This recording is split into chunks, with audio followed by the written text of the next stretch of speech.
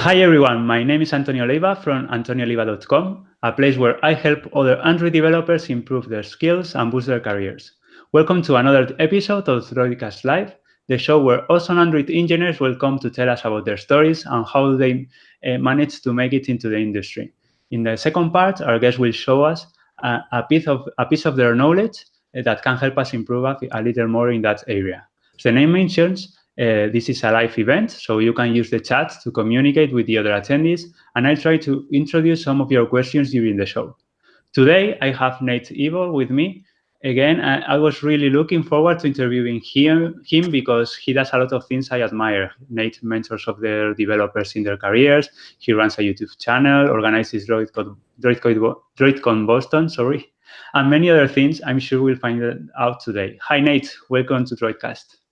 Hi, hey, thank you so much for having me on. I'm really excited to be here and to chat with everybody. Really excited to chat with you as well, sort of close to in person for the first time. Yeah, true. Definitely followed you for a number of years, and so I was excited when I saw that you were doing this and that I could be a part of it. Awesome. So if you want to tell us a little about your story, where are you from, how was your childhood, and what led you to start in software development for the ones that don't know much about you? Yeah, sure. Where to start? I think I got into tech sort of. Actually, I'll say I got into just like Android programming or like software in kind of a roundabout way, because that wasn't my plan by any means. I didn't get into programming until I think my senior year, my last year of college, basically. When I had dabbled in it before that, I had hated it, and I wanted nothing to do with writing code. But before that, like when I was in middle school, I got started into geographic information systems, which for those that don't know, it's sort of like a field that's all about kind of collecting and analyzing geographic data and metadata around that. So you can kind of think of it as like, big data that also has a location attached to it, which is a field that's been around forever, but like people still don't really know of it or ever heard of it. So anyways, I got involved in that at a young age, and I had a lot of opportunities with that to work on some really interesting projects. I'll learn a lot about critical thinking and analysis, problem solving, and then a couple of the projects we were involved in ended up providing us the opportunity to speak at some conferences and stuff at like a really young age, which was amazing. And so just all throughout kind of like my middle school and my high school career, up until like leaving for college, I was just like very involved in like, this one field of like geography. And that was just pretty much what I was going to do. And so I went and picked a college based on, again, sort of that. They had a good GIS field. And when I got to that point, I started to take some basic programming courses. And like I said, I hated them. I did not do well in them. At that point, I didn't have the sort of like the dedication or patience for what it takes to go and learn C++ and how to, write basic like intro level homework assignments in C++ to tell you what like the temperature is outside or something. So it wasn't really until my senior year and I got into some Python development for GIS that I started to get intrigued by the idea of like programming and software. I was working at a local government at the time, and I was given this task that was going to be like this really manual data entry. Like basically here are, like 40 years of old documents that you need to sort of go through like line by line and basically pull out the data for each line in these digitized like documents and spreadsheets, and like pull them out and create like a new point in like this new database basically, and add all the data.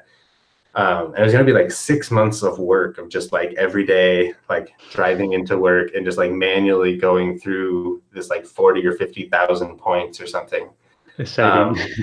Yes, very exciting. And I could like not imagine the next 6 months of my life looking that way. And so, like I said, at the time I'd been kind of dabbling with like this GIS programming class. And so I thought like, hey, maybe I can like use this stuff I'm learning in school to like help here. And I was able to like, I spent, without kind of telling my manager or anything, I just sort of like was doing it on the side. Like I spent like a week or so kind of hacking away at like this script that I thought would be able to like automate this process for me. And the first time I ran it, it was severely unoptimized because at this point I knew nothing really of like data structures or algorithms or runtime complexities. I just knew whether it worked or not. So I ran this thing and it had to take the weekend to finish. And so I came back and sure enough, I had this output. Like I basically had essentially what I needed at the end of this 6-month-long project. It was a little bit messy. There was some stuff that could be cleaned up, but I basically had done it. And that was kind of like an inflection point for me where I was like, wow, this is amazing. Like I just automated all this work. And so I spent, I took that to my manager at the time, who was kind of blown away. And like, yeah, sure. Spend another week or two, like tweaking this or something. And so I ended up going back and like I tweaked it. I got it down. I did some research and I got it down to where like I could run it in like a few minutes instead of like a couple days, which there again, it was like this other big light bulb moment of like, wow, data structures and algorithms actually do matter and make a difference. And so anyways, after that, I was kind of hooked. And so it was just kind of like this slippery slope. I started with taking some CS classes for a minor, and then ended up deciding to go back for my graduate work, and ended up getting enrolled in the master's program in CS at my university, and I ended up having to take a semester off for this just because of the way the timing worked out. And in that time frame, I was worried that like when I got to the start of grad school that I was gonna be really behind in my programming skills because I had like only been programming for a year, and I figured people coming in with an undergrad would be way ahead of me. And I didn't want to feel like I was slowing people down or anything like that. So I decided I would do something about it in my kind of semester off to just like improve my skills. And this was in like 2009, I think. Mm-hmm. So mobile was like really just starting to take off. And so I thought, hey, like this mobile programming thing is pretty cool. Like it would be neat to like write a program and like see it out on the phone instead of like running it from the console and having to pass my laptop over to a friend or something to show them. So I went out and basically decided like I was going to learn mobile development as a way of like kind of practicing. And so I went out and I bought the Big Nerd Ranch guide to iOS development. Like that was the first thing I bought. That was where I was going to go. I was going to learn iOS development at the time. And then I thought, hey, it might be worth it to like explore Android too. So I also bought like Android for Dummies, I think, because at the time Big Nerd Ranch didn't even have an Android book. And it was so new that there just like weren't a lot of books out there. So I picked up Android for Dummies, and I basically just started going through them at the same time. And like, if I learned how to create a button on one, I'd learn to create a button on the other. And yeah, just started like step by step building up that knowledge. And after a couple of weeks, could do enough of like a little, demo project that I was showing it off at work, and they were interested in me maybe building an Android app for some of their workers that were going out into the field and collecting data. So they actually, approved me spending some time at work to learn more about Android. And so once that happened, my Android learning quickly outpaced my iOS, and which maintains to this day. Yeah, I haven't touched iOS code in years. But I ended up basically kind of setting a goal that said like, hey, I'm going to learn enough to like put an app in the App Store and like actually publish a real project before I go back to school. And so I spent the next, 6 months or so doing just that, and that ended up being really like my first published app was right before starting grad school. And kind of just since then haven't looked back with Android. Like all through grad school, I had more opportunities to work with different parts of the Android platform. My graduate research was actually really interesting. We were working with evolving like robotic controllers. So basically, like we were using evolutionary algorithms to evolve like neural networks. And we were doing all of this like on an Android phone that was like controlling an actual like small robot that we would then train to like follow different types of like road or path. And so like that was really interesting because it ended up like going into the NDK and writing like vision processing code in C++. And just like the physical hardware aspect of it, of like having like this little robot that I could like control with, the same skill set that I had used to make like a poker card game app. It was just really interesting. It was a cool example of how, like Android or even just like programming in general, any platform, it's not always pigeonholed into just like one type of thing. But it's, it's a tool that you can apply to like a lot of different domains. And even with Android, like is ubiquitous as it is, and that's really a selling point. It's always talked about how like it's all over the place. Sometimes it's still really easy to think of Android as being just like, this one type of app. Like you pull data down from the server, you show it on the screen, you let someone input data, you put it back up to the server. And like a lot of apps fall in that category, but then like there are lots of other cool applications of that out there. And so I've just been kind of grateful. I've gotten to work on a couple different types of things. And yeah, like I said, that's kind of been it. I've been doing Android now professionally for going on like close to 5 years now. And then, I've been doing it since the 2.2 days in general. So it's been fun, like everyone else that's been doing it for a while, to just see like where the platform has gone in all this time. It feels very different than like when we were first jumping in years ago. For the better, I would say. It definitely seems easier to pick up nowadays. In fact, I was just thinking about that last night. Kind of two things. I was thinking, one, it'd be an interesting sort of like project to go back and try and like rebuild like the first Android project I did, and just see how different like that would be nowadays with like all of the modern toolings and like actually like knowing what I was doing for a change. But then also I remember it being interesting again back in the early days, and just like there wasn't all of the rich library of like blog posts or libraries or YouTube channels or even conferences. Like there just there wasn't as much there, and so you were a little bit more in the dark in just terms of like how to actually like implement things, which I think like there's pros and cons to that, because I remember first starting, and I probably was a little bit better sometimes with going to like the documentation first for like how to use a particular API or something, which I think is a really good skill to have. But nowadays, I feel like, at least for me, the sort of like the community documentation, like a blog post and all that, sort of almost like supersedes the regular documentation a lot of times. Yeah, I can relate with that. Yeah. I think I rarely go to the official documentation, which is bad indeed, because then you realize that you were trying to find something in some articles and it was there since the very beginning in the documentation. So I don't recommend to do that. But yeah, it happens. Totally. So yeah, that's been, I think, largely sort of just like my path kind of getting here from like my middle school days into sort of what I'm doing now.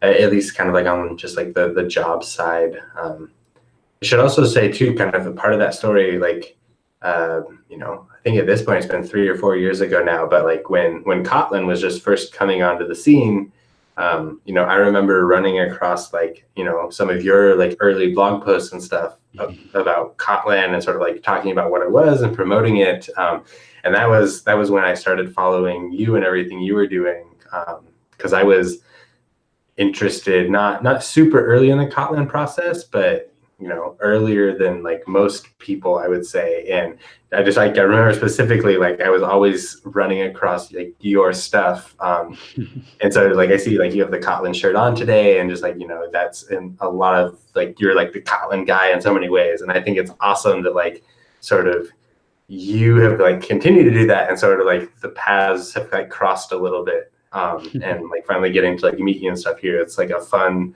sort of like moment, for me to sort of get to have that and chat with you here today.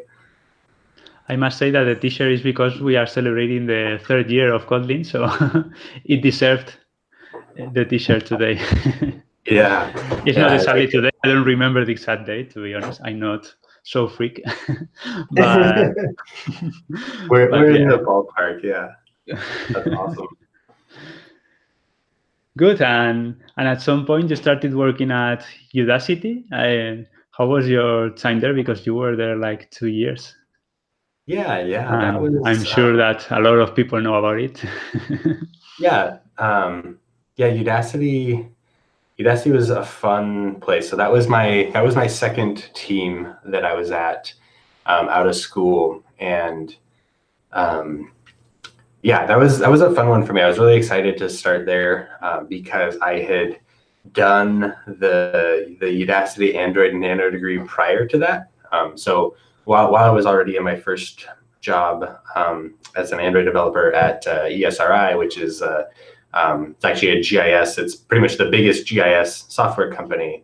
So it was a nice transition for me as like someone with Android background and GIS background to transition into that. And so while I was there, I took the Android Nano degree program as a way of just kind of upskilling. I thought it'd be a good way for me to increase kind of like the breadth of my Android experience, which actually worked out awesome. Like that's one thing that I think that the Nano degree does really well, even to this day when it's a little bit outdated. I think it still does a good job of exposing people to a lot of different parts of the Android just like ecosystem, which you might not get otherwise, especially if you're just starting off on a team where like, you usually join a project, you're kind of getting locked into a particular set of tools. So like you have kind of the existing stack, there's an existing way of doing everything, and you're probably working on like one specific project. And so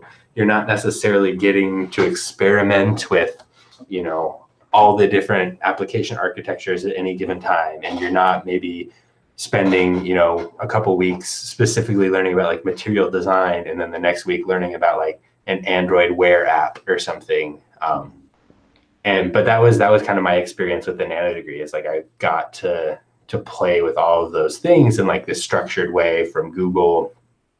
So it was really great. And it also started to expose me to the Android developer community. Not as like a whole at that point, but there was sort of like this, we had like our own like little Android community of like people that were going through this cohort of students. Yeah. Because I started that program right after it was announced at Google I/O. So they had like one set of students in that initial cohort, and that ended up being like really big for me. Because now like I've tried to be really involved in the community for these past several years, and like that was kind of the starting point for that. So anyways, when I kind of was looking for maybe a new role, Udacity had reached out because of like me going through their program. They look at their students that are going through and submitting projects and whatnot. And so they had looked at mine and invited me to apply. And so getting to work there was really fun because, it was a very different change of pace for me. It was going from a much larger company at a slower pace to a much smaller company at an extremely fast pace, a pace that I mean, even after like 2.5 years, I was never fully embracing of that pace, because at times I think we were too fast. But yeah, it was a big change, and going from a team of like 7 to a team of 2 was another big change. And then getting to be just like in proximity to like other, like more of the Silicon Valley experience a little bit. Google was just down the street from, the Udacity office, and they have the partnerships with, people at Google and other companies. It was just fun for me to sort of like be in that environment for the first time, and have kind of that startup-y feel, and learn a lot about kind of, I guess we'll say, like the larger software industry, especially like the Silicon Valley industry, and how people prioritize products, and just a lot of like the business side of things, and working with teams. And it's my first experience working with remote work, and so really just like in a lot of ways there was a lot of great lessons that I took out of that, and that was also then like because of Udacity's positioning with students. I had opportunities to like connect with a lot of students, people that were like just starting out in Android and whatnot, and I was really enjoying that, like getting to kind of be like a mentor a little bit, like on their journey. Here in Seattle for a while last year, was organizing like regular meetups for people to come and study, and just chat and connect over the stuff they were learning through Udacity and Google. And that ended up being very like, there's a big influence on kind of the stuff I'm doing now, where like that was very much why I ended up starting like a YouTube channel, was just like getting asked the same question a lot of times, and sort of being like, well, maybe I could just like record an answer to this question and like post it somewhere, so that more people could hear that. And I think you found kind of your vocation there, no? Showing your knowledge to other people and trying to help them evolve in their careers. Yeah, I think that's a pretty accurate statement. Like, it's definitely it was kind of like a rediscovering of a passion, because it's been kind of interesting that like when I started doing a lot more of that within the last couple of years, it felt very new, and I was like, oh, I haven't really done this before. And so I was kind of getting used to that. But then like as I was doing it for a while, I was starting to remember that like I had kind of done similar things, just in very different fields when I was younger as well. Like, for example, I did karate when I was growing up, and when I was in like middle school, I actually like taught karate to like little kids, as part of like just my whole process. And then I would tutor people in like the computer science department. And so it was kind of like a realization for me that like you're saying, kind of like mentoring people and like helping them in their career in some way, whether it's just like a little piece of advice, or chatting through them like on job prep or interview tips or whatnot, or just like helping them debug an issue. That is something that I do. I really enjoy that, and I like working with people and helping like individuals solve kind of the challenges. And so that's definitely been like a big passion for me now, this for like a couple of years, and is why I've done a lot of the stuff I have done, like whether that be speaking, or like I said, YouTube, or even just like chatting with people on like Twitter. Like, it's been really fun for me to just like over time grow like and like have more connections on like social media platforms, and actually be able to like interact with them and help people, and like actually be like using social media for like a purpose, as opposed to like before, when I would just be like scrolling endlessly, which still happens. I spend too much time on social media, I'm sure, but there's actually like good stuff built into that nowadays at times. And so that's been really fun, as well as just like getting to meet people from all over the world, and hopefully offer like a little bit of like useful advice here and there, which has just been huge for me. It's very fulfilling. Also, just feels like a way to sort of like pay back a little bit, all the advice that like I've gotten over the years, especially for like the Android community that's always been so good about, sharing what they know and helping others. Yeah, that's true. Nice. So we'll talk about that part later, but before that, I wanted to ask you, before you mentioned that it was your first remote job, and I read that you consider yourself a remote work advocate. What do Yeah. what do you feel about working remotely? What do you like about it? And if you miss something from time to time? Yeah. So yeah, I absolutely, I guess, would sort of like call myself, a remote work advocate. And I did on like my social media bio. I love working remotely personally. I have a really hard time imagining myself going back to like a regular office setting. And I guess like to illustrate my point, when I was recently looking for a new job, there was at one point where my initial instinct when looking for a new job was like, to just like apply everywhere and it's like try and have like as many options as possible.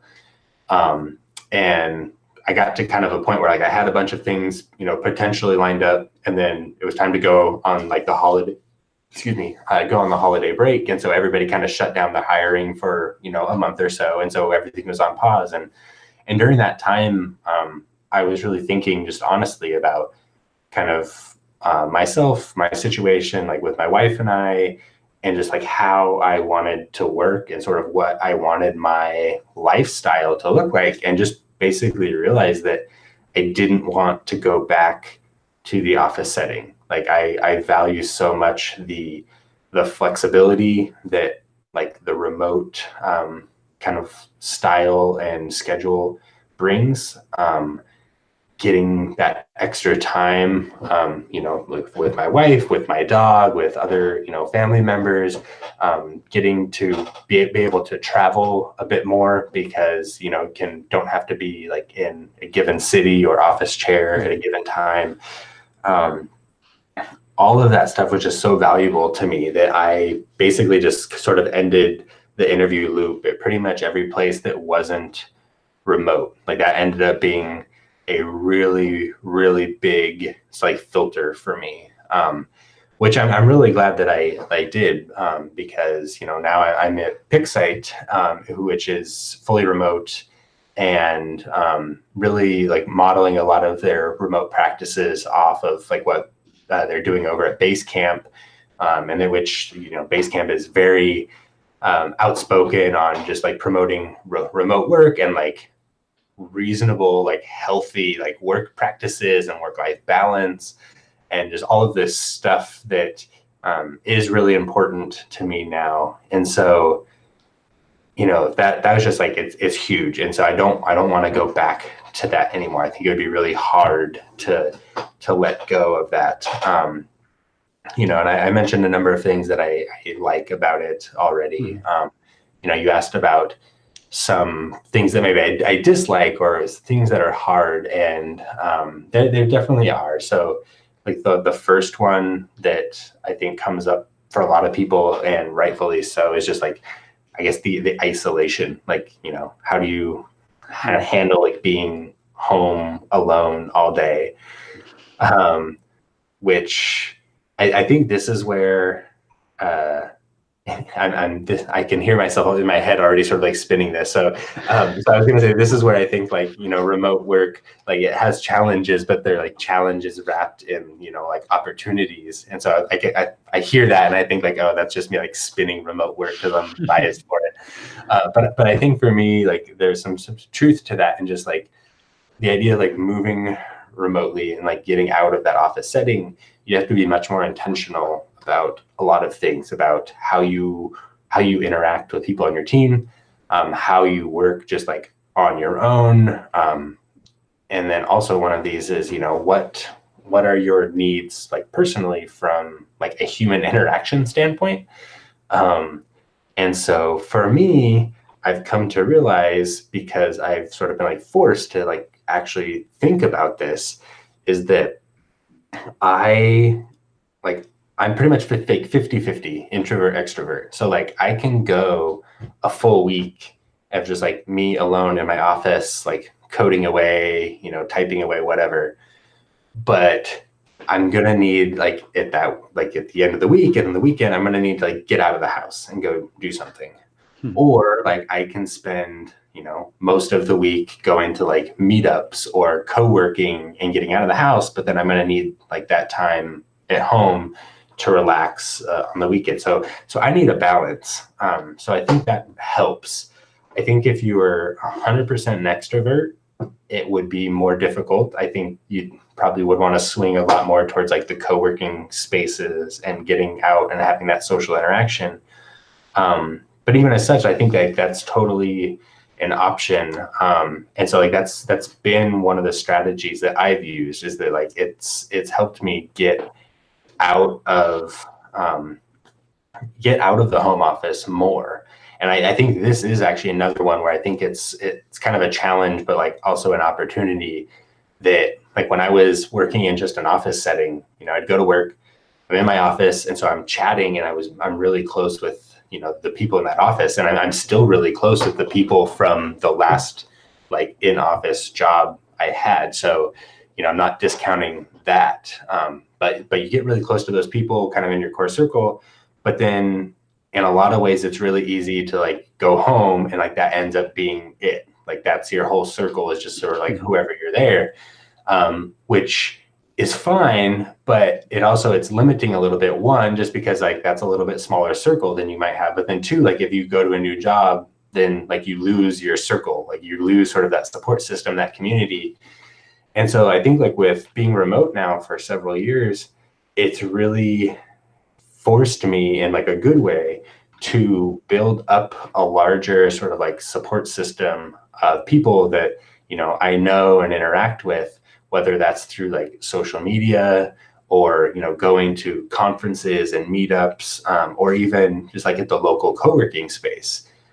And I think that's been great, because it's definitely like I have more people in my corner now. So like if I'm looking to solve a problem, like I have people I can reach out to directly that I probably wouldn't have met if I wasn't like seeking this out in some other way. Or, if I want to just get out of the house and go work around other people working in tech, or actually just like even just like bounce ideas around. Like there's a group of people that I know that I've met at like my local co-working space here that, sometimes we'll get together, just like work next to each other. And sometimes we get together and just like bounce ideas around. And that's just like another thing that I wouldn't have done, knowing me personally. It's not saying you can't do all that stuff if you're working in an office, but I know that I probably wouldn't have. So for me, that's been another advantage of it, is just sort of like having to be more proactive in the way I meet people, the way I sort of like get that social interaction time. I also mentioned just like the communication strategies, whether that's communicating with like other people on your team, your manager, or just even, again, like social media or like other channels, Slack or whatnot.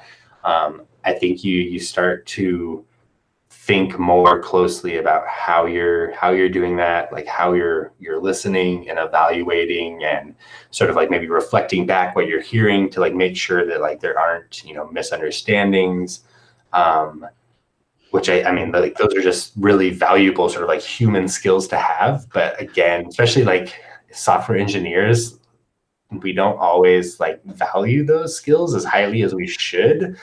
And so like, I think communication, it's really easy to sort of like get by with poor communication if like you're sitting next to the person. And so like, if there's a misunderstanding, you notice it quickly and you can like chat through it really fast. So like, even if you're communicating poorly, it's such high bandwidth that you can kind of get there. But if everything's asynchronous and you're spread across the world in different time zones, you have to be sort of better up front. So yeah, lots of interesting challenges from remote work that just like, in so many ways, like the doing the work, like sitting down and actually like writing the code is not difficult. Like that is in a lot of ways the easy part. You know, how do you communicate? How do you, you know, document things? How do you do all this other stuff that ends up being more of a challenge, I think, or a more important challenge? Yeah, totally agree that the company that allows remote work needs to sort out a set of things that regular companies don't need to. And for fully remote companies like Pixite, for example, or Plex, where I worked before, things are better defined because they are remote from inception. But for others that are not like that they have a mixed combination of employees, it's quite more difficult, I think, to realize of all the things that you need to tune up so that everything works smoothly day after day. So yeah, I agree that it's not easy, but the benefits are a lot. I think I couldn't go back to an office either. I can't imagine myself. How long have you been working remote now? Almost 5 years. Okay. Yeah. So you know all about sort of those challenges, and I'm curious where do you fall on sort of like the needing to get out of the house to work, or like being able to just sort of like work alone at home? Like do you strike a balance, or do you tend to, you know, go to a co-working space? Or I'm almost 100% introvert, so I don't need so much social interaction. But at Plex, for instance, we had a co-working place where because in Madrid we were like 6 people, so we went there one day per week to work together and go lunch together. So that was like a good thing to have. To get out from home and have some human interaction. That's how we used to do it. And nowadays, I still meet them from time to time for lunch and also go to events and things like that. But I don't need to get out for work, for instance. I can work every day at home and I have no issues with that.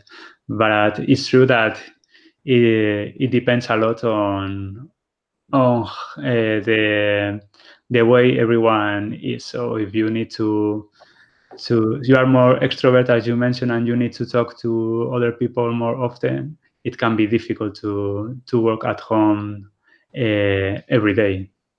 So yeah, for that there are other options like there are places that allow several days per week at home or things like that, and that can be another interesting option too. Yeah, that was my very first company. It was like you could do, you know, 1, maybe 2 days a week from home, or like partial days. Like you could be home a little bit. And so yeah, that was kind of like my intro into that. But yeah, it sounds like, you know, you've obviously learned all that as well, like how to like manage that desk for yourself, which again, I think that's like a good thing that it sort of like requires you to think about that. Yeah, sadly. And working from home, I assume that is one of the reasons why you have time to do many other things. For instance, the YouTube channel you mentioned, or organizing events. If you want to start talking about the YouTube channel, for instance, how it was created. You mentioned a little bit before, but if you want to tell us a little more about it. Sure. Yeah, you're absolutely right. It would be really difficult to try and do some of this stuff if I was spending, you know, an hour or 2 a day commuting. So I'm very grateful that I have that time. Or, you know, if like it said, if it's the day where I'm not, you know, wanting to work, just having like an extra couple hours a day just for the family, or, you know, to relax or whatever. But yeah, like for the last, you know, maybe 2 years or so, like I mentioned, I've been getting, you a lot more involved sort of just like with the community. And so like at first that started off with, just wanting to be a part of like the conversation a bit more. So reaching out to people on Twitter, and, just chatting about Android, asking questions, answering questions where I could. And about basically this time last year, I can't remember entirely sort of like why I decided that I was just going to like film myself like answering a question. But I decided basically just like that it might be beneficial like to, like film some of the answers to like the questions that I was, answering to people over and over again. The one that comes to mind is, should I learn Java or Kotlin? Like that question, you probably get that question like all the time too. Yeah. Especially, over the years. But like that question would come up all the time. And so I just sort of had the idea for some of these, like, well, if I can answer these one-on-one with people just like over and over again, maybe I could reach even more people and answer even more questions if I, like recorded this somewhere. And I also thought like, and I mentioned this just because like it is actually a big motivator for me, but also just like from kind of like a creative standpoint of like another sort of like thing to learn that's not like code, which I think is like really good to have that in like our lives, of like having something else to like set the mind to. And so I saw it as like an opportunity to like be creative in like a completely new space, because I like up until basically a year ago had like no experience whatsoever with like video or like video editing or any of these kinds of tools or anything like that. So basically just kind of like set out to say like, okay, well, like I'll just like record this, and kind of the same mindset I have like if I'm giving a talk or like writing a blog post, but basically just like even if like one person, gets something out of this, I view it as like a net benefit. Like, I'm learning through the process of doing it and all that, but then like the outcome is like, if one person, watches it and, gives it a like, or I really like it when people, leave a comment. It's like, this was useful, or like ask another follow-up question, because it kind of fosters those conversations, which is where it all started. But like, that basically was like the motivation. It's just like having increased opportunities to like, answer questions, to like start conversations around some of this stuff. And very quickly, there was sort of like another layer that evolved to that was when I was working a lot this time last year with people that were just starting out in both Android or like just general and like software development careers. I was really struck by just like how many challenges that, people were facing when going through all of that stuff, especially for people coming from a non-traditional like career path. So people that didn't have like a 4-year degree, basically.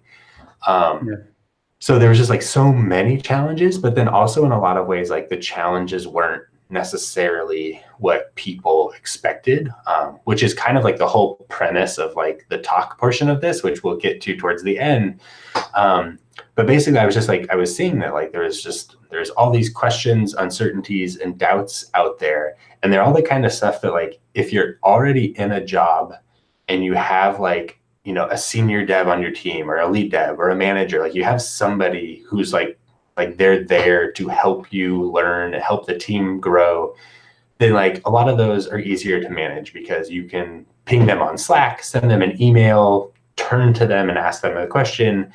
And you can learn and answer those questions. Like that was, I was really fortunate to have awesome people on my teams in the past that, took tons and tons of time to answer all my questions. And I'm, a much better developer for it. But I was seeing like all these people that are trying to like learn on their own, they don't have that. And so that was this other sort of interesting gap that I saw, that like there was a hard place to, or it was just hard for them to like find like mentorship or even just sort of like, we'll say like companionship, or just like kind of someone to like be going through the process with. And so that was kind of another motivation, and still is just like the idea that I, want to sort of just like have my face out there, or like the standing, like almost invitation in a way to say like, hey, like if you have a question about Android or just like something else software wise, or your career or something, like I'm here, like willing to help. I don't always know the answer. I often don't know the answer, or can only give advice that's premised on my experience, so it's not always applicable.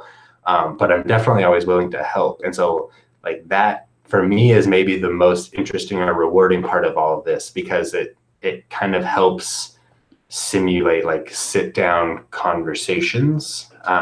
And that's usually what I think of, like if I'm sitting down to like film something, like my inclination or my pull is to always try and like want to make it perfect and refilm everything 50 times and like dive really, really deep into every topic. And like, I feel like every idea I have, like I have this picture in my head of like a full like 2-hour-long course on like this like little tiny topic.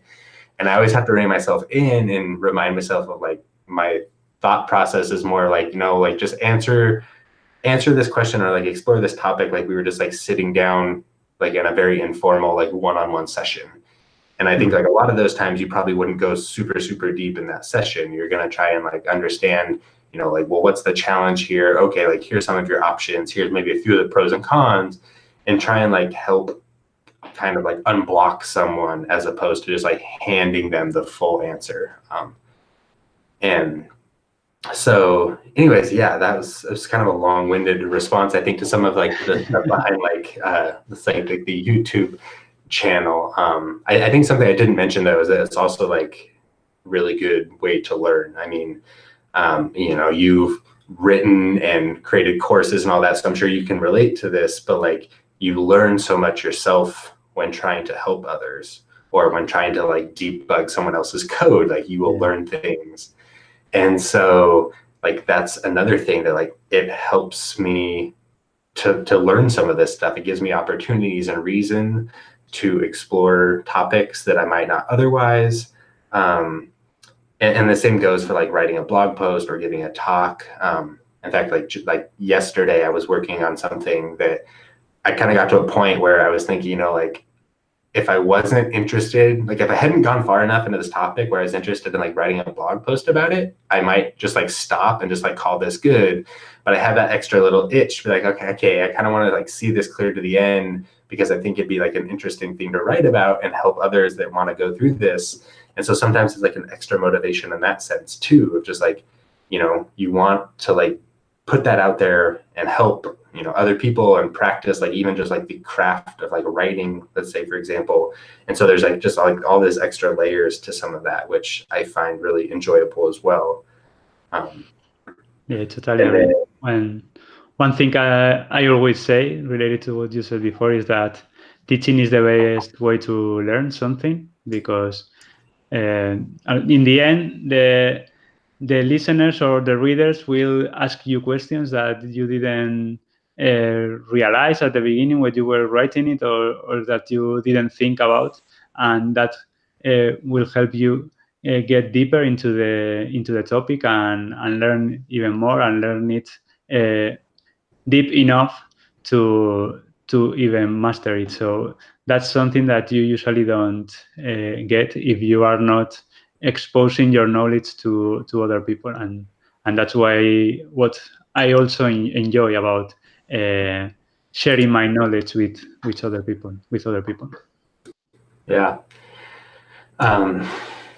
Yeah. And so anyway, I think the other thing you asked about too was like Droidcon Boston, which, yeah, I feel like that's like the latest, I guess, like new way that I've been trying to like get involved with the community, of now like actually trying to bring the community all together into the same place. And so, I'm really fortunate this year to be getting to co-organize Droidcon Boston with awesome group of people. So like I think we have 6 total co-organizers this year. There's like Giorgio, Elisa, Nitya, Todd, Ben, myself. but yeah, it's been really exciting to like be on the other end of a conference. Like I've gone to a lot of conferences the last couple of years, and I find them super fun, and they're like a great way to learn and connect and just like get out of the office and have fun. But I always I know now that I always took for granted how much work goes into them. Like I It always must be a huge amount of work. it So, is I probably would have said like, oh yeah, like I really do appreciate it. I'm sure it's tons of work, but like even with that mindset coming into it, I'm now realizing like, wow, this is a lot of work. And even now saying that, I know that I'm still not even seeing the full brunt of it because Giorgio does so much of it also himself too. Like, so even with a big team of co-organizers, I think he's also still just like taking on so much. And so, yeah, that's been a really interesting learning experience, just to know like logistically what goes into it. But then also very much from a standpoint of like, how do we make these events, welcoming, inclusive, how are we getting people from, all around the world, from different backgrounds, walks of life.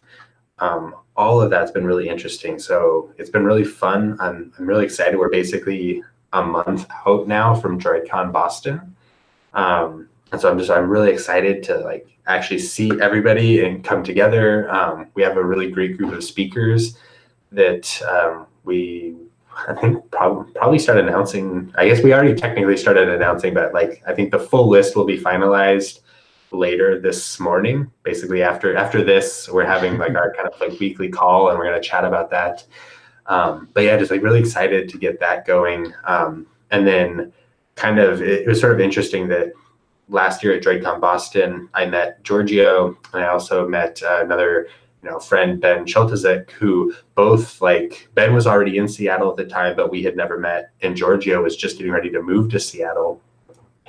And so when we all got back after Droidcon Boston, we started chatting, and like now in this past year, like we have put together a Seattle edition of Mobile Tea, which is another kind of mobile meetup that Giorgio has put on both in Boston and I think in Rome is the other city in Europe where he's done it, basically the places he's lived. And so like we're back our first edition of that here in Seattle is tomorrow. And so like we're doing multiple events together at this point, and even still planning something like a larger, like a Seattle Android conference too, that we have to make a decision about here very soon on whether we're going to try and do that this year or next year. But like a lot of stuff on like the organizing standpoint, or on the organizing front, which like I said, has just been this whole other learning experience that is fascinating. Even just things of like what day of the week do you put the event on? How do you wanting like having your code of conduct and like making sure it's like visible and reaching out to people. I don't know. It's good. I feel like it's another sort of like forcing function here where I'm being forced to like again step outside of my comfort zone. Like I'm meeting new people like in the Seattle area especially, which has been really fun. But it's also, kind of like when you're stepping out and doing anything new for the first time feels sort of like uncomfortable. And so I feel like for me this time last year, just like stepping out and like starting to more regularly give talks was like the uncomfortable thing. And then like right now it's definitely like the event planning stuff. So we'll see how that goes. Hopefully just like the speaking, the event planning starts to feel more normal after a while. I'm sure it will be great. But yeah, it sounds like a huge work, and making everything work together in those days that nothing comes out of place. I don't want to get you nervous, but sounds like a lot of work and a really difficult task. So I always admire you, the people that organize these huge events like this one are awesome. So congrats for that too. You are doing a lot of awesome things. And apart from all these more tech-related hobbies, we could call it. Do you have any other hobbies that are not so related, apart from Yeah. the Avengers and Marvel that we can see behind you? Oh yeah. Oh, that's true. Yeah. So I mean, yeah, we'll just I'll mention that one just because so I'm definitely like a geek. I love like comic books, and I have sort of like several like anime that I enjoy, and it's like that's definitely one of the ways that I de-stress is just like whether it's reading or like watching shows or movies, all that stuff. I'm drinking out of like my Avengers Infinity Gauntlet mug this morning. So yeah, I do like intentionally try and like surround myself with some of that stuff just to sort of like keep things fun. I try and remind myself fairly often that like all of this like software and like programming and all that, like that, there was a day when like that was literally the only thing I would want to do is just, go and program and like learn because it was super fun. And so on the days that are challenging, I try and remind myself that like it's still fun. You just like sometimes have to be more intentional about making it fun. So so I like having that space. I like to run as well. That's like over the last several years, that's been one of my biggest hobbies, I guess. It's been like a year and a half now, but I did my first marathon a while back, which was really interesting, actually, just like the huge challenge of like taking something like that on. I remember like there was a lot of parallels I was able to draw from that to just like learning or taking on any big task. But yeah, like running is definitely a big one of mine. And let's see what else. I like playing video games too. I don't play them tons. Like I'll go in spurts. I have like a couple of days where like I'll play a bunch and then I might not play for a while. But like recently, I played a bunch of like the new Super Smash Bros. For the Switch. I play Magic the Gathering, like the card game. And so their new online game that came out like within the last several months, Magic the Gathering Arena, I believe it's called. I played a bunch of that when it first came out, and had been like recently thinking I wanted to play more of that. I like it because like you can really quickly jump in and play like a 10-minute game and then like jump back to whatever you're doing, which is perfect for like me because during the weeks I'm usually like go, and so I don't always have time to like sit down and play like a game. So that's the problem I had. I was playing the newest Zelda game earlier last year, like when traveling to like different conferences and stuff, I'd have all these long plane flights, and so I'd play the game. But then when I stopped traveling quite as much, I was finding that like I would put the game down for a couple of weeks and then I'd open it back up and I couldn't remember what I was doing because like those types of games that are like really involved, it would just like if I had like a half an hour to play, it would take me the full half an hour just to figure out like what I was doing. And so like on Zelda, I still have basically made no progress since like the last conference I went to, which was I think like Android Summit back in like August or something, or excuse me, Android Dev Summit, like in like October. And so so I try to like stick to like the games that are like really quick to jump in and play. And yeah, that happens exactly the same to me, but instead of being 2 weeks, it's 2 months or 3. When I come back to the game, I don't even remember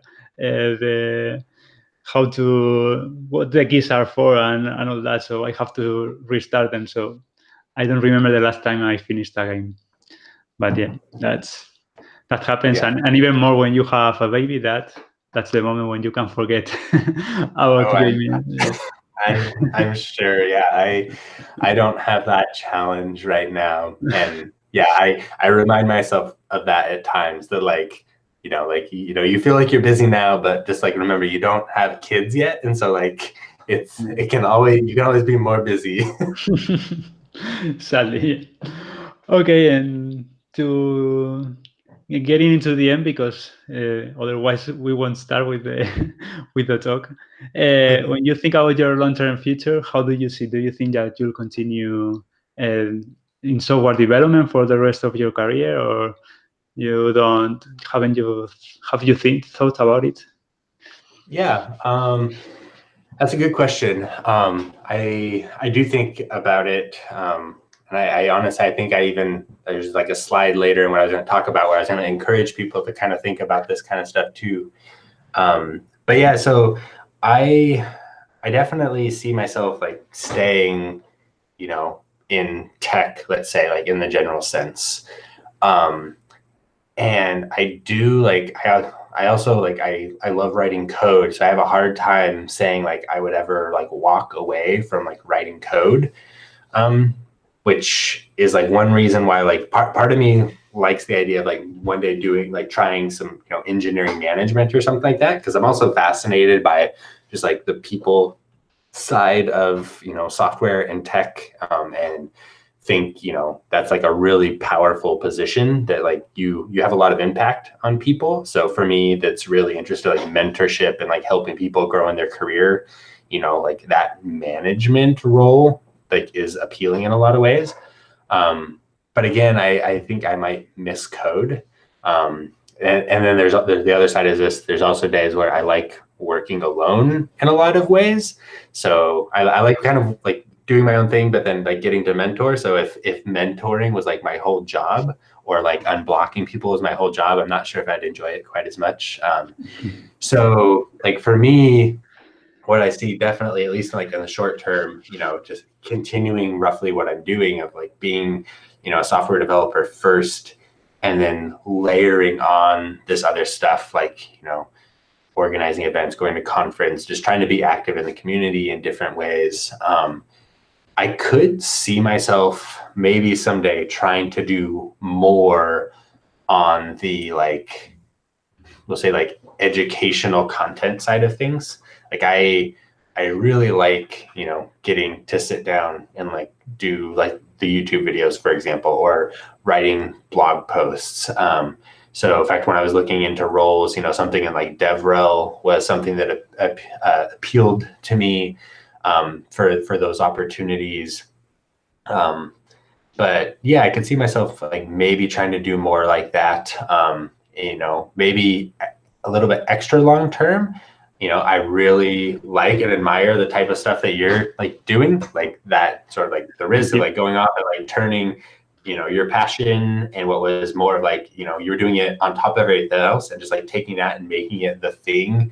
I think that's amazing. And I come from a family of sort of like entrepreneurs in that sense, that like both my parents have been self-employed largely throughout their careers and currently are. And so, I'm definitely sort of like intrigued by that idea. And it also plays well into my desire to sort of like stay remote and continue to like be able to make my own schedule.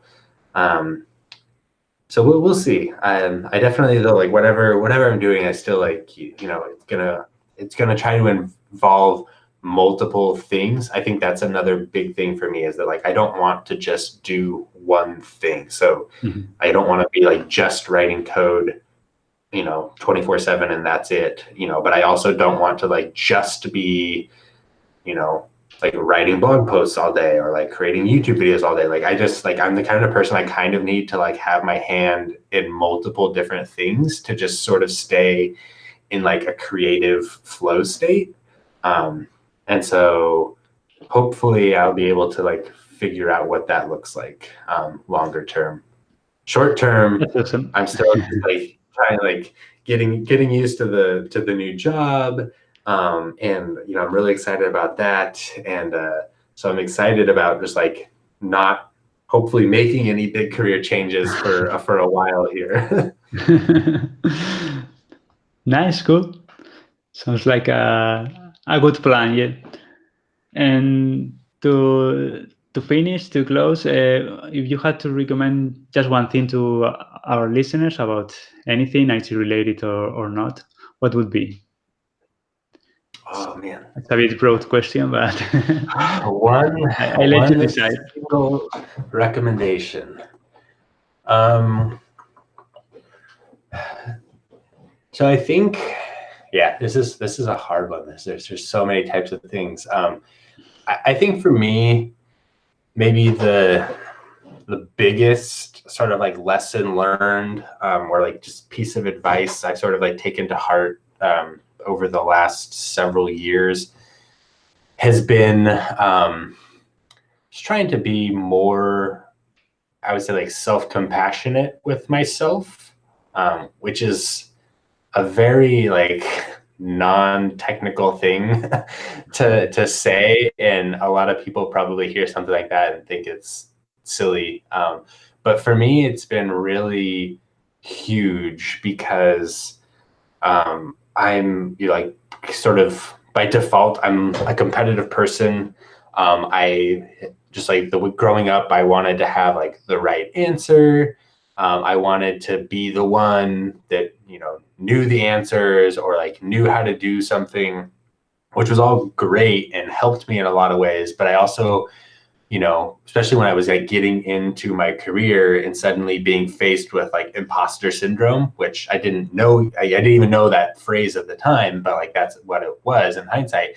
But like suddenly like that like doubt of like, am I doing enough? Do I know enough? Are people going to like regret hiring me? Like all of these doubts and everything at times were like really bad for me, like very prevalent for me because of just like these like behavioral traits of like, really being a perfectionist, want to know the right answer, all that stuff. So for me, it's like been within this last year and a half that, I started to read some more books, in particular, just about like becoming comfortable, and then just like also embracing like the fact that, we can be like vulnerable. We're not going to have like all the right answers. Like making mistakes is okay. Asking questions is okay and encouraged.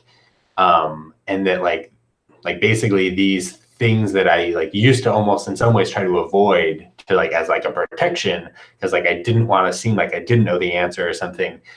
They were actually like holding me back in a big way. And I think where that really came to a head was like within like the last year, thinking about like trying to speak like in like, starting to give conference talks and stuff regularly is like, that really was like stressing me out and giving me anxiety at first. And so like I was suddenly forced very much to start to understand why. And I still get anxiety, but I feel like it's more healthy of just like the nerves of like going on stage before sort of like any performance. Whereas at one point it was much more of like a negative type of self-talk. And so that's where I think like for me, back to like just self-compassion of like, I've learned to have, I think, healthier self-talk. I've learned to frame some of these doubts and all that and be like, it's okay. Like you're worried, because I still, I still like want to know the right answer to something, but I also like recognize like, it's okay that I don't, and that you can't have the right answer to everything.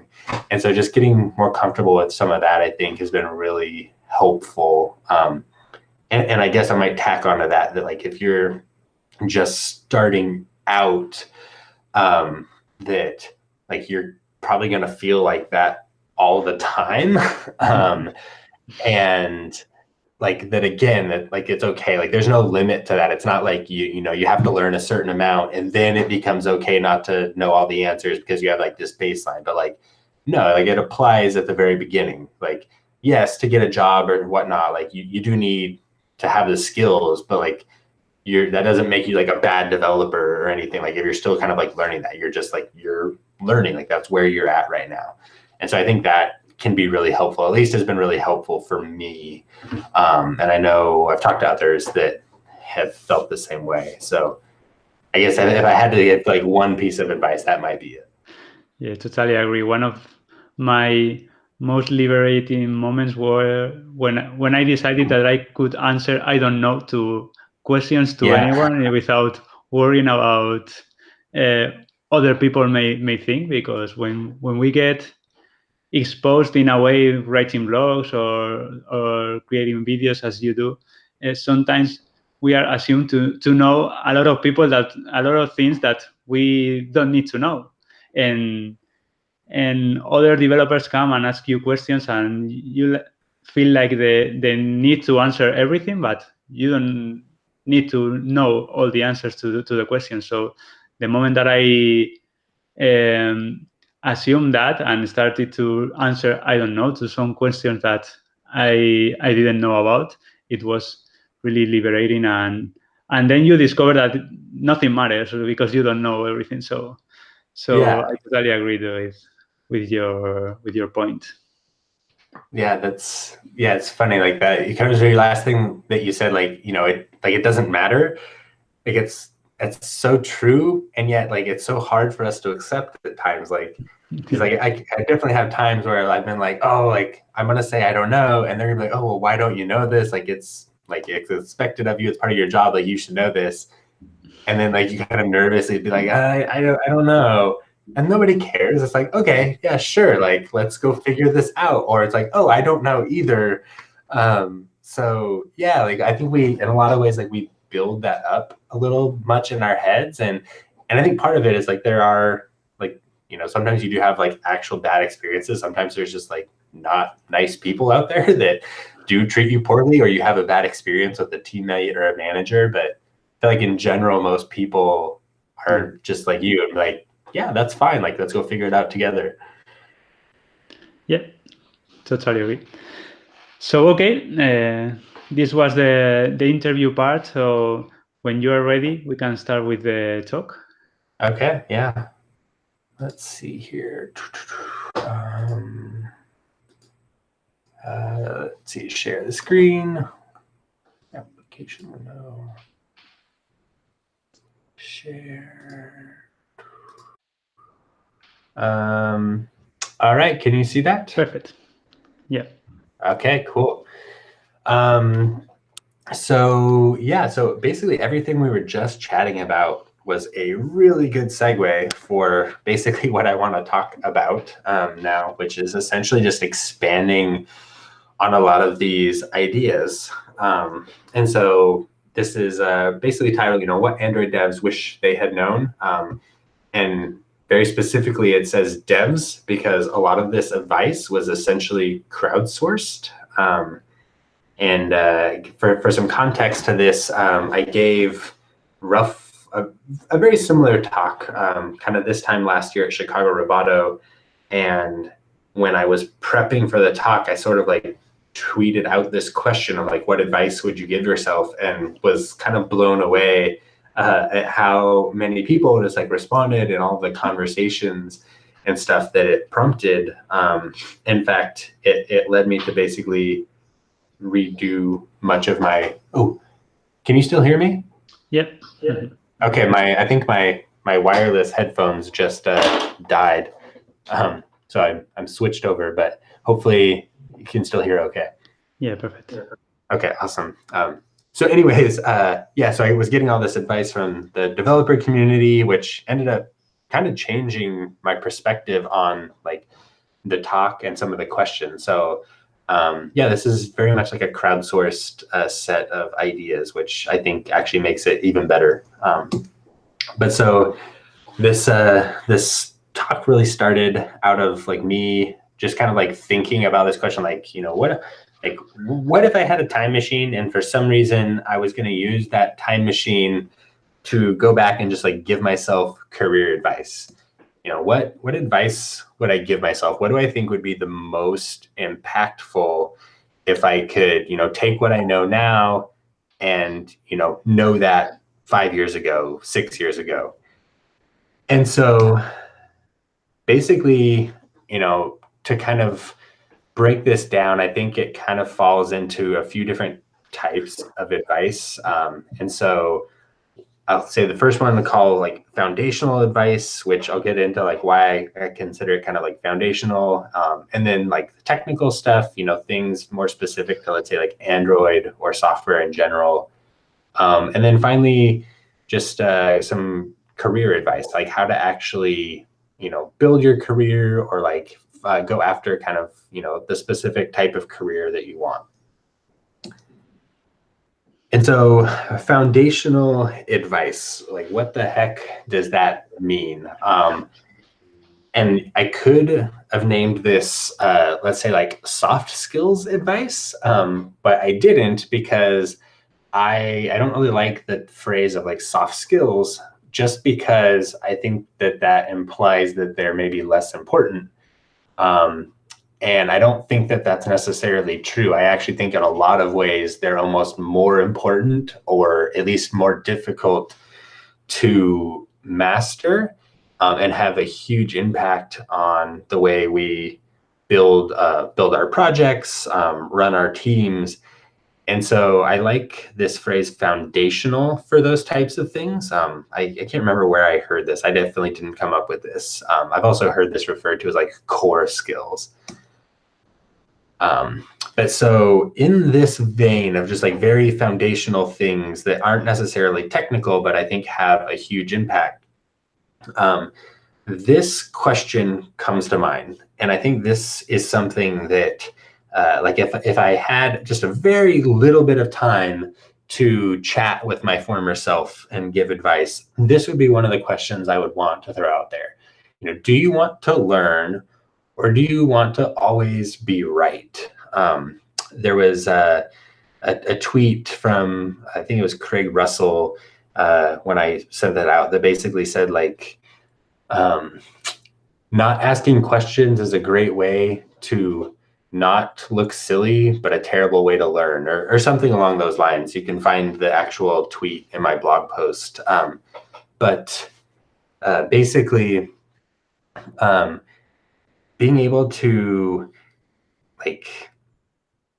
being able to get comfortable with saying, I don't know, asking questions, giving your thoughts and opinions without the sort of fear, or at least without the fear holding you back from actually doing all those other things, is really powerful.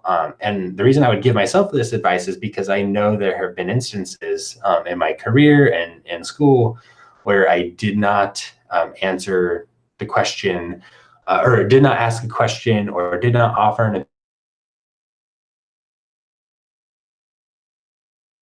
from that. And I wanted to, come across like I was the person that knew it all.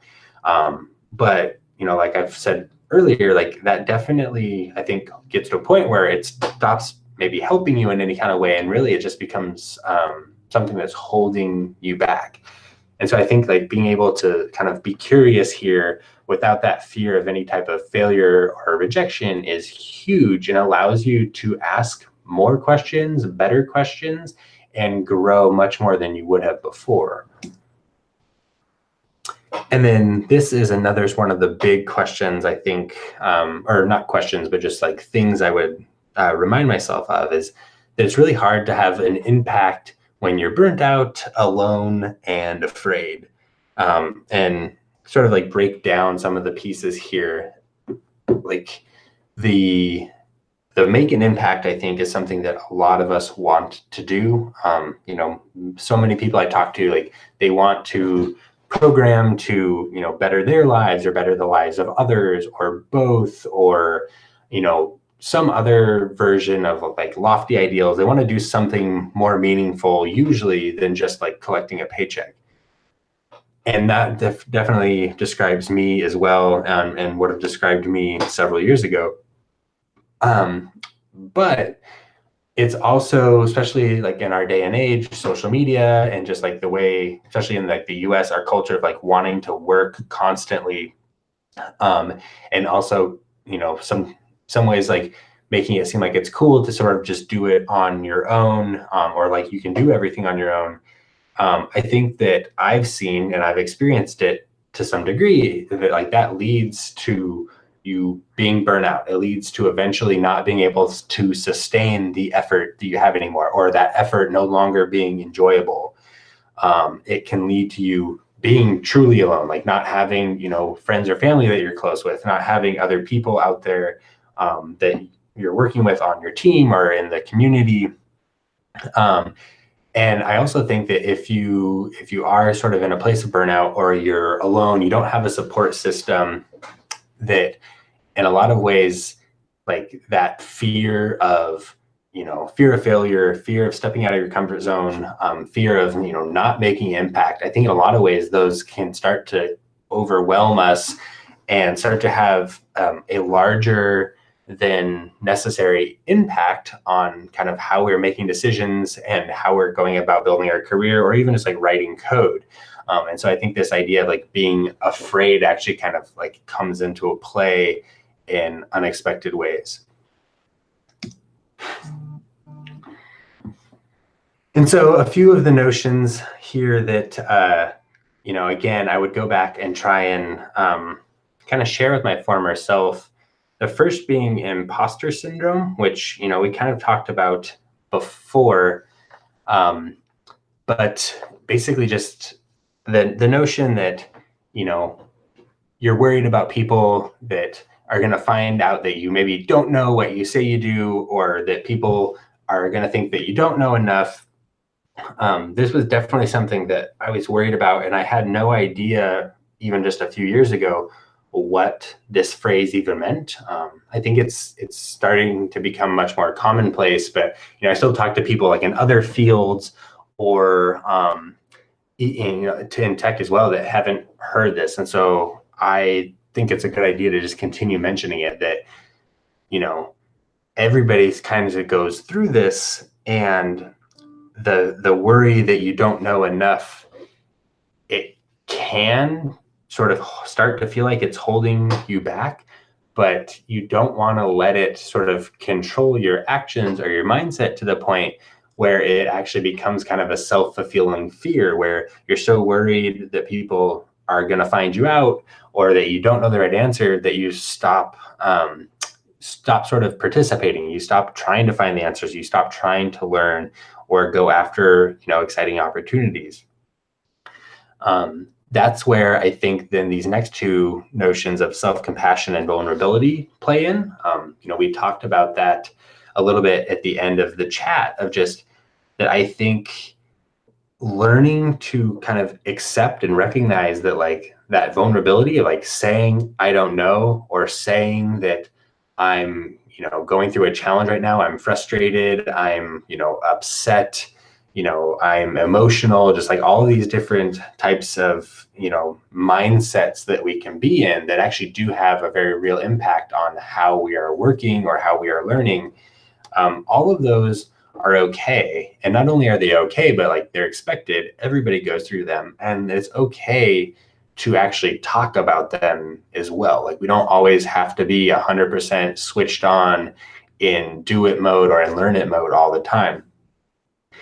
And then that's where self-compassion comes in as well, that like, if you can recognize these and start to come to terms with them being okay, that you can start to flip how your self-talk is or how you work through some of these things. So instead of you getting a negative comment on a PR and you saying like, oh, you're an idiot, why didn't you do that? You're never going to, learn how to write code. You can say, okay, I just learned a lesson there. That's awesome. Like, let's go on to the next thing. And I think, starting to come to terms with those is really powerful in like your day-to-day code. It's like how you interact with your team, but then also starts to compound into making you feel like you can do, bigger things, or like there are less limitations keeping you from going after maybe your ideal career or project or really anything else that you're going through. And so I think kind of all of these are very powerful. That's why I kind of refer to them as like the foundational things, that because for me, I think learning these lessons earlier on would be possibly more beneficial than anything else. So now we kind of move into some of the more like technical stuff that I might go back and talk about. Excuse me. So this is where I sort of like envisioned this question really going when I first posed it to myself. What advice would I give myself? In a lot of ways, I thought it'd be like, oh, go back and, review whether or not you should be using fragments in your projects or custom views or activities. Now in a couple of years, we might be looking back and say, oh, the multiple activities versus single activity thing, things like enums versus not using enums, the best way to perform background tasks, loaders, async tasks. Nowadays, it might be, again, like Java versus Kotlin. There's all these kind of, technical questions that come up constantly. Every time something new comes out, there becomes a debate about whether or not we should use the new thing. And these are, they make sense. We have to ask those questions. But I also don't know that they're necessarily all that important, like in the grand scheme of things, because so often our hands are tied by the existing project we're on, existing architecture, stability of the tools, and just the rate of change, the fact that like things are going to change. So even if you decide now you're going to use Kotlin, who knows, in a couple of years, there could be a new language out there, or fragments versus custom views. Fragments are starting to come back into fashion, but who knows, in another year, they might be back out of vogue again. So in a lot of ways, these are important, but I don't think they fall under the category for me of like the most important things. So if I was going to go back and give myself advice in this category, I think it would end up being a little bit less specific and more generic and transferable. And so that's where a lot of this advice from the developer community came from when I was reaching out to them about some of these questions a year ago. And so one of the first ideas here was engage with the developer community, evaluate things with an open mind, know and use your tools, and study beyond your niche. And so what does engage with the developer community look like, and why do I kind of have it listed under technical advice? Well, the reason is because the community, in a lot of ways, it's a great place to ask questions. The community is also, especially in Android, the community is also largely the people making the tools, developing the tools, filing issues with the tools, documenting the tools.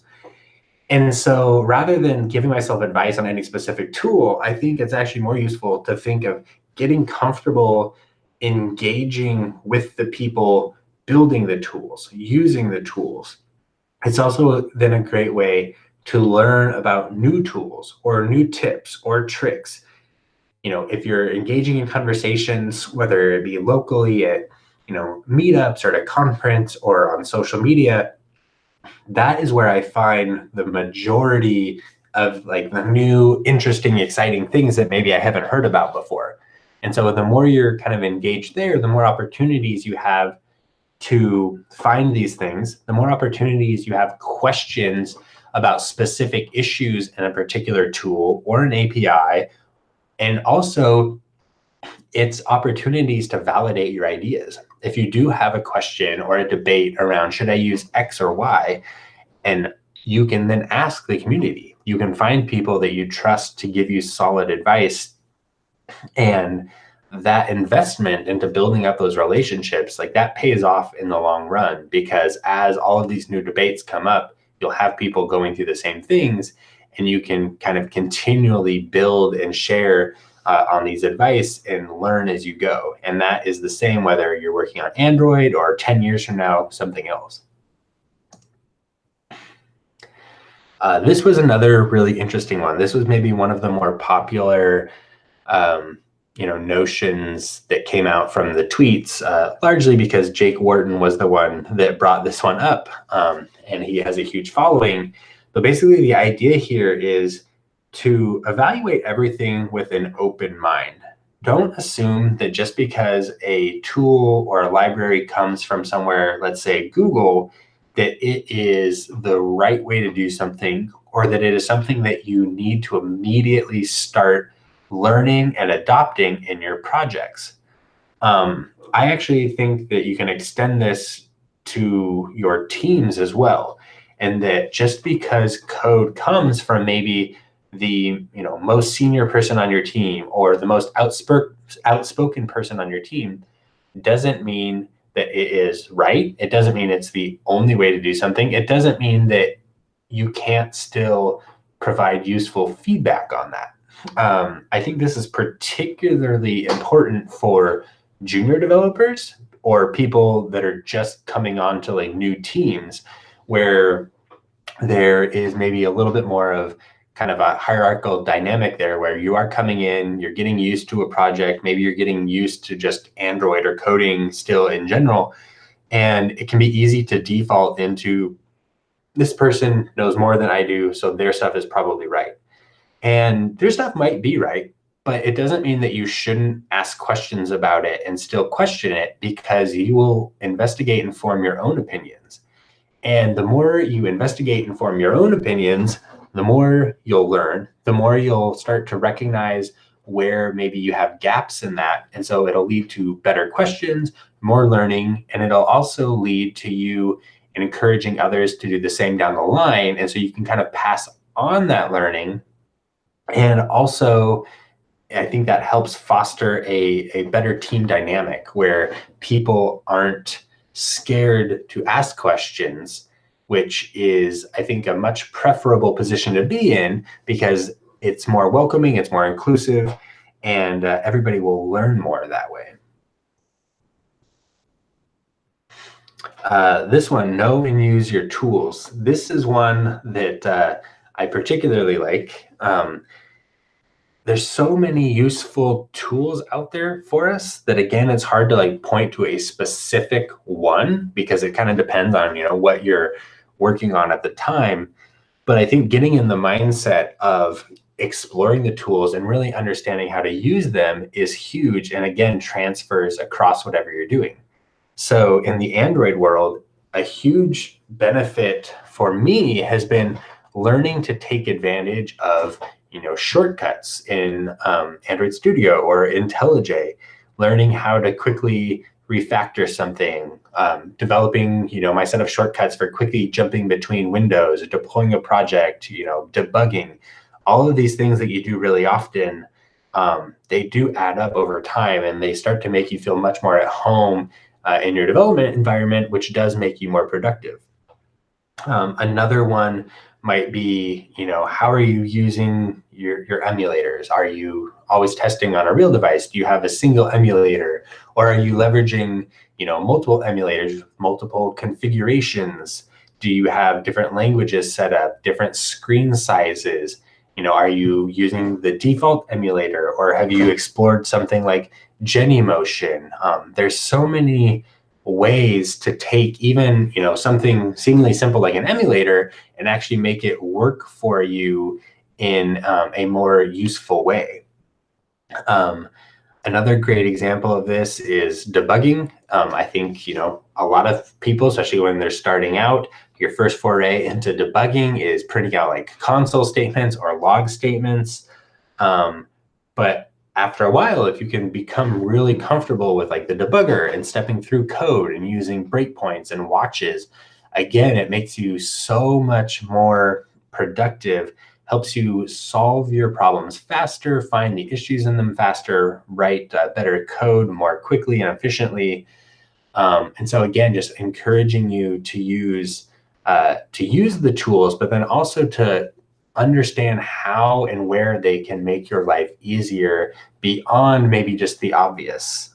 Another great example of this, which I don't have listed here, is Git.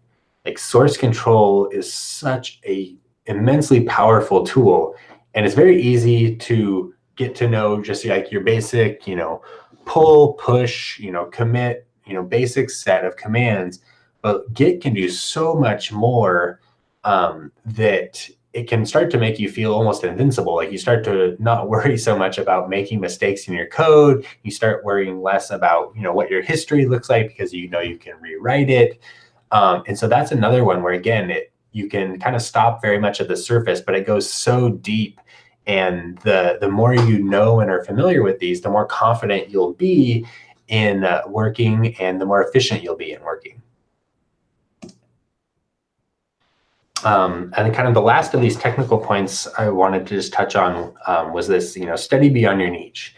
So like for me, I'm an Android developer, and so I've spent a lot of time, looking into Android, playing with Android, but there's a lot of benefit out there towards looking into other things beyond just Android for me. So for example, design patterns, not strictly related to Android, but immensely, immensely useful and worthwhile to know. And so you can study this in the context of Android. You can also study it completely independent of Android. You could actually look at how a particular design pattern is implemented in multiple languages and compare those implementations. But this is just one example of how learning something not specific to, let's say, an Android book can be really beneficial. Another example of this might be architectural patterns. Again, things like MVP, MVVM, Viper, MVI, there's all these patterns out there that are independent of a framework. And if you are only looking at whatever is applicable to Android at the time, then you're not going to get that full view, and you might not even get the full understanding of that particular pattern. So you might learn more about MVVM by reading an article about, Windows development than you would about Android development. It could be the thing that makes it click. Testing is another great example of this, where you can learn about testing in a very meaningful way, completely independent of a specific tool. So you don't need to be learning about Mockito specifically, for example, to learn about how to test in general. And so this is something that, I see a lot when I've talked with people that are just starting out, is that everything becomes how to test on Android or architecture patterns for Android, which is a great place to start, and it's a logical place to start. But I would encourage you to not limit yourself that either. There are really great resources out there for just general software craftsmanship, software engineering, that are very worthwhile and are applicable across any domain that you go to. So don't be afraid to kind of step outside of your specific domain and look for resources from others as well.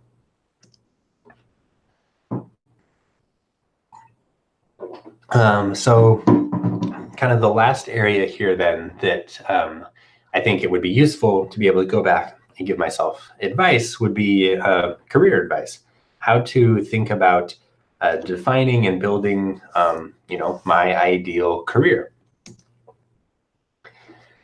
So here there are a number of questions that I think I would ask myself, largely because I think this is an area where it can be really useful to be more open-ended, not just directly say something because there's no necessarily right or wrong answer, but more prompt questions and critical thinking about some of these areas. So we'll take a look at, asking yourself, what does your ideal career or life look like? Do you have what it takes? Do you know enough? Do you have anything interesting to share? Are you doing enough? So the first one, what does your ideal life career look like? This was something that we chatted about a little bit earlier this morning.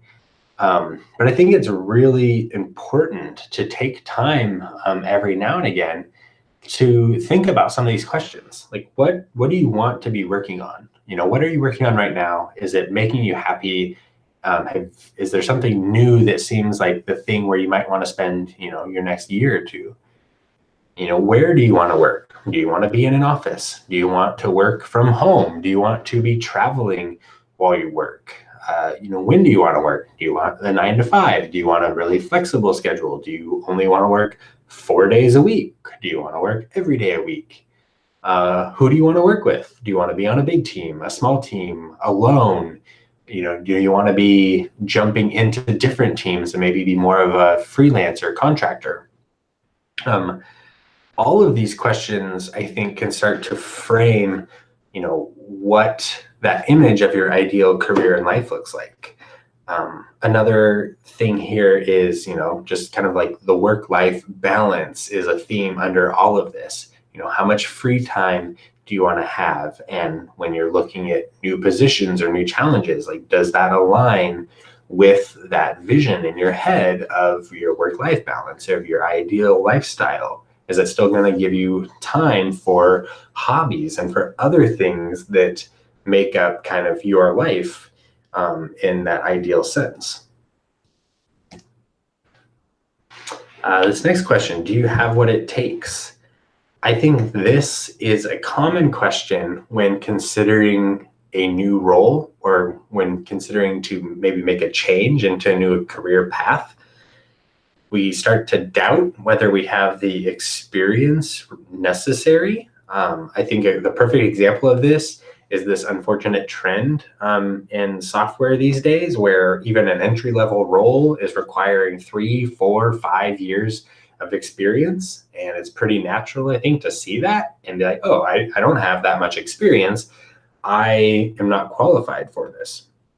And so a couple of things here, both from the community, myself, a couple of tips. I think one, experience comes in many forms. So maybe you don't have 5 years coding experience, but you have 3 years coding experience and 2 years of management experience at a previous job and a couple years of school that was doing deep research into non-tech. Like, there's many forms of experience out there.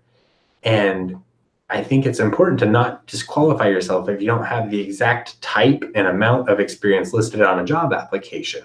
Often those requirements are general and they're nice to have, but not strictly required. So I think if you highlight what you do have and make the case for why that's helpful, why that's relevant, that you can and should, I think, cast a broad net in terms of like applying to positions. If you see something that looks interesting, you think it would be a good fit to the idea of like, you know, my ideal lifestyle, I think this aligns well with that, but you don't have the exact requirements, I encourage you to apply anyways. I think that can be, I think that can lead to really good things. And it's a minimal effort for you a lot of the time. I mean, sometimes it's difficult to apply for the position, but the worst thing that can happen is, you know, they just don't get back to you. But they might see your resume or your application and think that you're perfect for the job. And you won't know that if you don't even put the application in. I think another question that comes up a lot, whether you're just starting off in your career, whether you've been on a team for a long time, but is just, do you know enough? You know, do I have the right answers? Do I know enough about my field, this specific topic? I do think this comes up particularly often, again, when you maybe have like that first job, because not only are you asking questions around, you know, what's the best way to implement this, or what's the best library for doing X, Y, and Z, but then you also have questions for just like, how do I interact with a team for the first time? How do I communicate effectively? Or maybe even things like, you know, where's the coffee machine in the new office? Where's the bathroom? Like, there's often just so much to learn that it feels completely overwhelming. And you start to question, like, just whether you have enough skill and knowledge to do the job that maybe you've been hired for. I think this is where getting back to like the imposter syndrome stuff we've talked about, or, you know, getting comfortable with the idea of saying just, I don't know, is hugely, hugely important. I think if I had become comfortable with I don't know a little bit sooner, that I probably would have learned even more in my first role. And I would highly encourage you, and I know it's very difficult to just say, you know, ask questions, you know, help become comfortable being uncomfortable, saying I don't know.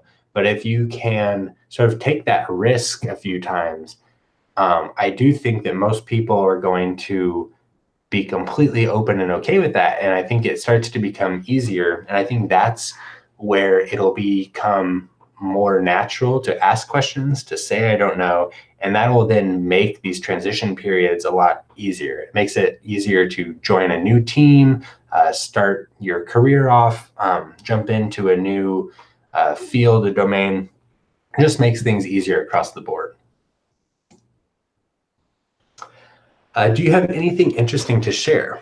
This is one where many people in the developer community, especially the Android community, have said this, and I'll say it too, is just like that a great way of it, helping your career, helping others, gaining confidence, learning, is by sharing stuff yourself, whether that's writing, speaking, a podcast, YouTube. Like there's all these ways now to share thoughts and ideas. And by doing that, you can get a lot of benefit from it. But I think like the common concern with this, and even when you've been doing it for a while, is do you have anything interesting to share? Like, why should I write a blog post about, the new cool library when there's been 6 other posts about it?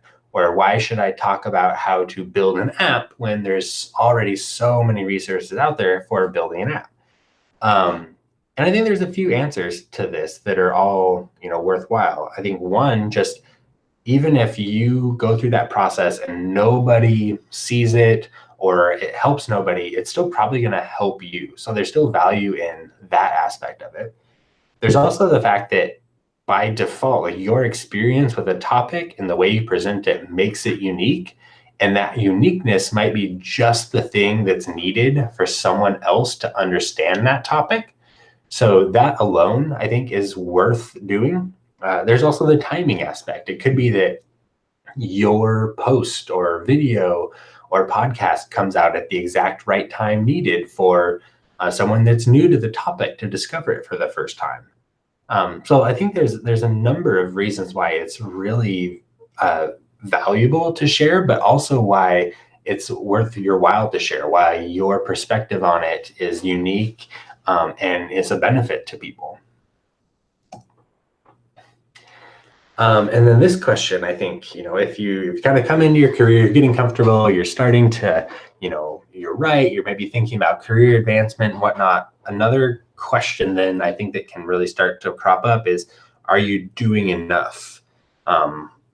Especially in, again, the social media age, you can kind of look out and it seems like everybody is doing things all the time. So you can start to doubt yourself and wonder, like, do I know it all? Am I doing enough? Should I be speaking more, writing more? Should I be taking on more challenges at work? Should I have more hobbies? Should I be working out more? There's just always this kind of scarcity mindset of where you feel like you're not doing enough. And I think this is very detrimental at times because this can lead to burnout. And if you get to a place of burnout, it is difficult, one, to get out. It also makes it so you won't feel like you're doing anything, can lead to depression, a lot of bad stuff that can come with burnout. So you definitely want to avoid that. So I think here, what you want to keep in mind is that you can't know it all. So when you look and you see 50 tweets a day about all this new cool stuff, it sometimes feels compelling to go out and try and read and learn all that stuff at once, but you can't. There's just no way to keep up on all of it. You also can't do it all. There's just not enough time in the day to do everything that you want to do at all times. So you'll have to, have different seasons for different things. You'll have to budget your time. And, sometimes you might have to decide what's more important than something else. And that's completely okay. At times you might need to take a break. You might need to have periods where you aren't doing anything extra, or you aren't taking on the big new thing at work, or you're just taking a weekend off, or you're taking a vacation. And maybe you're just disconnecting altogether. You're not looking at social media. You're not checking blog posts, anything like that. All of these are super important. They're very okay. You're not going to get left behind if you take a week off, a month off, even a year off from, maybe some of these projects or ideas you want to have. It'll be just fine. And if that leads to you being in a better mental state, then down the line, you're going to be much better off. I think here, another good thing to keep in mind is that, sustained growth over a long period of time is usually going to win out in the long run over really intense sprints of effort followed by periods of burnout or just not wanting to do anything else. And then another, I guess, just like actionable thing here is, when you say you can't know it all, you can't do it all, a logical question then is, well, what should I focus on? And for me, I tried to look at it from a couple ways. I tried to look at, what types of things can I be learning that are immediately applicable to my work, or even, somewhat applicable to my work. And whatever those things are, then I try to find a way to make that a part of my daily work so that I'm basically, getting paid. It's becoming part of my job to learn that stuff, because it really is like you have to stay up to date. So it's completely reasonable to use work time to learn, to try new things. Then if I'm trying to think about how I want to spend free time, I think of, well, what is interesting to me? For a while last year, I was really looking into Android things. So I was spending a lot of time on that, on my free time, because that was just a personal interest. I think this goes really well for conferences too. How do you pick which talk to go to at a conference? Well, is there something useful for work, and are there personal topics that you want to take a look at? And I think finding a balance of those things is really important, again, for kind of that sustained long-term growth. Because if you only look into the personal stuff, then you might stagnate in your career, or you might not be able to keep up with the rate of change there, which you don't want. But if you're only ever looking at things that are strictly job related, then you might miss out on some of that enjoyment and passion that comes from pursuing your personal interests. So to kind of loop this back around to the beginning, what things would I tell myself? What could be the most impactful advice to give to myself, or to give to people just starting out in their careers today? First thing I would say is to be curious, step outside of your comfort zone, learn that it's okay to feel uncomfortable, and that's actually a great thing. That is where most of the growth is going to happen in your life and in your career. And if you can keep asking questions and keep taking small steps forward, in the long run, that you'll eventually probably get to where you're going faster and more enjoyably than if you only stay within that box and stay kind of safe, where you don't have to worry about failing or having the wrong answers or looking silly. Those things are all okay, and you will be fine. Next one would be give yourself a break. You are not your work. So I think this one would be the idea that we do not need to be working 24/7. And in fact, we are better off to not be. Spending time in other hobbies, spending time away from work to relax, rest, all of those things actually have a big benefit on your work yourself. So rather than spending an extra 3-hour days of working, you likely will see more benefit from spending 3 hours a day exercising or exploring a hobby or just relaxing with your family or watching Netflix. Anything that can, stimulate your mind or let you relax and recover is going to pay dividends. And I think it's also important to highlight the idea that you are not your work. Like, there is more to you than just your job or how many JIRA tickets that you're closing out in a given sprint. And so try and not put too much of your identity into that, and give yourself space to explore your other interests and spend time elsewhere. And then I think the last one here, seek and build connections to develop a support system. All of this stuff can be really difficult at times. Programming is hard to learn. It's hard to stay up. If you're starting to step out and get involved in the community, that can be scary. All of this stuff can be difficult, but it's a lot easier if you do have a support system. If you can find people at local events or online, and you can develop relationships with those people and feel comfortable asking them questions, asking them for feedback, even just being able to vent at times, or to, just get advice on different things.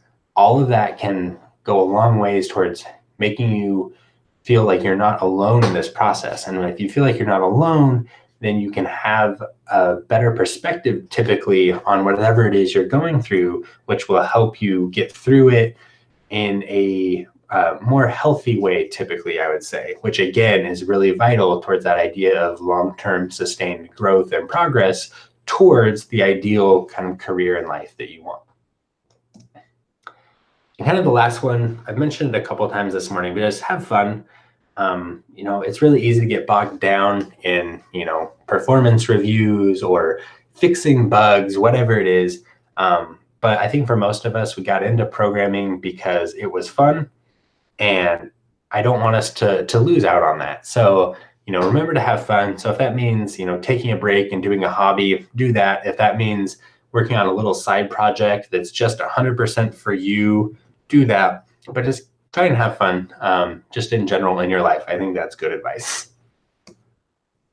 So with that, that's pretty much it for what I had prepared this morning. I would love to chat, say hi, whether it's in an in-person event someday or, you know, online, you know, Twitter, YouTube, Instagram, my website, whatever. We'd love to say hi, answer questions, chat about, you know, software, Android, geeky things, whatever it is. But yeah, would love to chat sometime. And I think that's it for me. Ooh, how do I? There we go. Awesome. Thank you so much. It was really inspirational, and I totally agree and relate with many of the things and the topics you touched in your talk. So it was really nice. Thank you so much for sharing it with us today. Awesome. Thank you so much for having me. This has been a lot of fun. Like I said, I love this format that you have, and I'm excited to check out future guests. Awesome. And I'm not sure if we have questions today here. I say that we don't have any, and I don't know what you want to do with the ticket you mentioned for Droidcon Boston. What was your idea? Yeah, so I've been thinking that if we had people sort of asking questions or whatnot, we could, you know, sort of raffle that off for them. But I don't think that, like you said, we do. So I'm not sure who we would raffle that off to. Might have to. We might have to think about this. I still, like I said, I have the ticket. I want to give it away, but maybe we can think of the best way we want to go about this. Maybe we can have them tweet about something with the Droidcast hashtag or something, and pick somebody that way. We'll think about that here offline and try and do something later today. Perfect. So thank you so much for the ones who attended today live, and for the others that are watching it or listening to it from the podcast. And as Nate mentioned, I'll keep doing this kind of interviews in the future, and I'll keep unveiling the new guests in a few weeks. So keep updated by joining in Droidcast.LIVE, and from there I'll send you notifications when a new interview is set up. So that's everything. Thanks again, Nate, for being here today, and for everyone that wants to know about you, they already have your Twitter, your Instagram, your site, and I also write it in the interview notes that I'll in the end upload to my blog post. So everyone that wants to know about you can go there and get them. Awesome. And that's it. Cool. All right. Thank you so much. Yeah, thank you. Have a good one. Have a good one too. Bye.